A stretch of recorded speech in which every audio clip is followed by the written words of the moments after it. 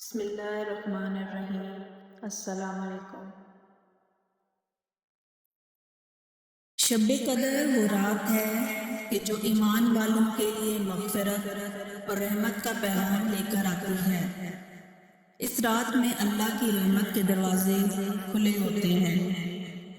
رمضان المبارک اپنی برکات اور سعادتوں کو سمیٹتے اپنے اختتام کی طرف بڑھ رہا ہے۔ دنیا بھر کے مسلمان اس ماہ مبارکہ کی ابدی سعادتوں سے بہرہ مند ہو رہے ہیں۔ روزہ اور دیگر عبادات کے ساتھ ساتھ اللہ رب العزت کی بارگاہ میں اپنی حاضری پیش کر رہے ہیں۔ اپنے گناہوں کی معافی مانگی جا رہی ہے۔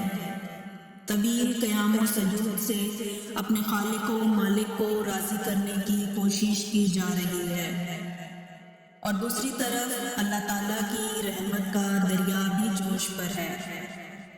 ایک عمل کا اجر 70 گنا عطا کیا جا رہا ہے۔ گناہ معاف کیے جا رہے ہیں، درجات بلند ہو رہے ہیں۔ اس حسین ماحول میں ایک عظیم رات کا تذکرہ بہت مناسب ہوگا، جس کا ذکر خود اللہ رب العزت نے اپنے کلام پاک میں کیا ہے۔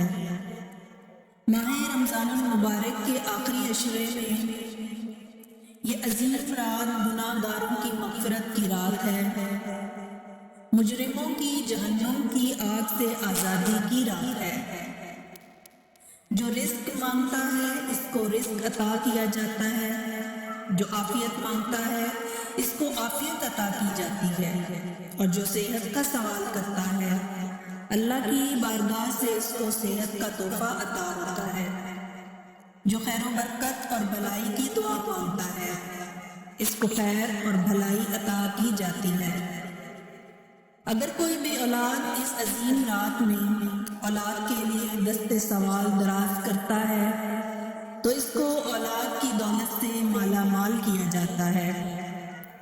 یہ وہ عظیم رات ہے کہ جو میں اللہ تعالیٰ اپنی شان کے مطابق جلوہ گر ہوتے ہیں، اور دوسری طرف فرشتے روئے زمین پر گلی گلی ہر کوچے میں پھیل جاتے ہیں۔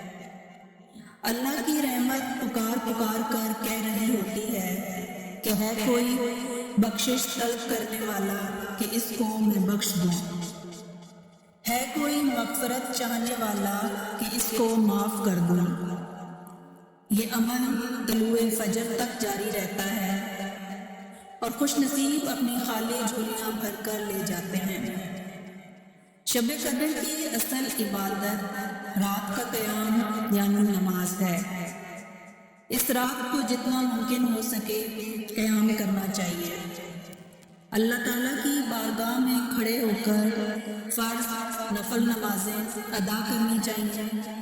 اس رات کے اندر بندہ مومن کو چاہیے کہ وہ خوب توبہ استغفار کرے، اپنے صغیرہ اور کبیرہ گناہوں کی معافی طلب کرے اور اپنی لغزشوں پر ندامت کا اظہار کرے۔ لہٰذا ہمیں رمضان کے آخری عشرے کی پاک راتوں کو جاگ کر خصوصی اہتمام کرنا چاہیے تاکہ اللہ کی رحمت کے مستحق قرار پائیں۔ اللہ کریم اور رسول اللہ صلی اللہ علیہ وسلم ہمیں عمل کرنے کی توفیق عطا فرمائے، آمین۔ امید ہے آپ کو ہماری آج کی یہ ویڈیو بھی ضرور پسند آئی ہوگی۔ اگر ویڈیو پسند آئی ہے تو سب سے پہلے اس کو لائک کریں، شیئر کریں اور کمنٹ سیکشن میں اپنی رائے کا اظہار لازمی دیجیے گا، اور ہمارے چینل کو سبسکرائب کرنا بھی مت بھولیے گا۔ مجھے اگلی ویڈیو تک دیں اجازت۔ اللہ حافظ۔